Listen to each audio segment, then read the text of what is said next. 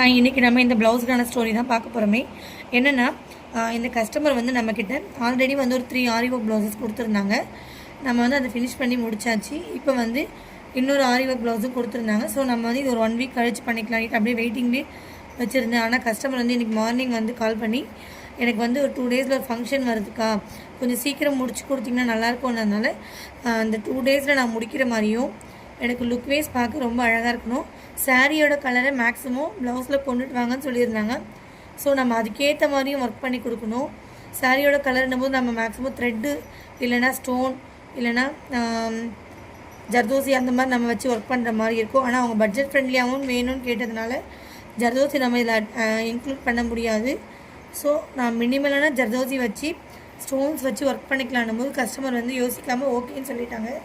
இப்போ சாரீ வந்து பார்க்கலாம் வாங்க. கஸ்டமரோட சாரீ வந்து பார்த்திங்கன்னா நல்ல ஒரு dark purple with dark peacock க்ரீனில் வந்து வருது. ப்ளவுஸ் ஃபுல்லாகவே பார்த்திங்கன்னா இந்த மாதிரி பிளெயினில் வந்துட்டு பார்டரில் வந்து இந்த மாதிரி வருது.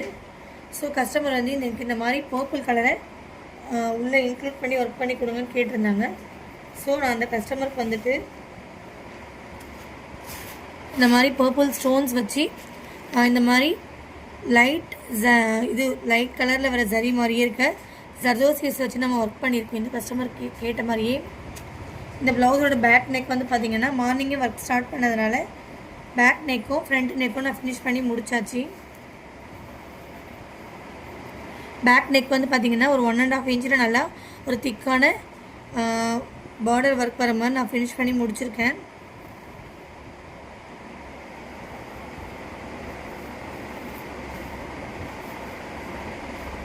பார்த்திங்கன்னா தெரியும். யூஸ்வலாக வந்துட்டு நம்ம இந்த மாதிரி ஒரு ஒர்க் கொடுக்குறோன்னா இங்கே மேக்ஸிமம் சுகர் பீட்ஸ் கொடுப்போம், அப்படி இல்லைன்னா ஜரி த்ரெட் கொடுப்போம். பட் ஜர்தோசி கொடுத்து நல்ல ஒரு லுக் வைஸ் உங்களுக்கு ஹெவியாகவும் பட்ஜெட் வைஸ் உங்களுக்கு கொஞ்சம் மினிமலான பட்ஜெட்டில் வர மாதிரி ஒர்க்காகவும் பண்ணி கொடுத்துருக்கேன். பேக்கில் டாட்ஸு வந்து பார்த்திங்கன்னா உங்களுக்கு பேக் ஃபுல்லாகவே ஃபில் ஆகிற அளவுக்கு ஃபினிஷ் பண்ணி முடிச்சிருக்கோம். சேம் இந்த ப்ளவுஸில் ஃப்ரண்ட் நெக் பார்த்திங்கன்னா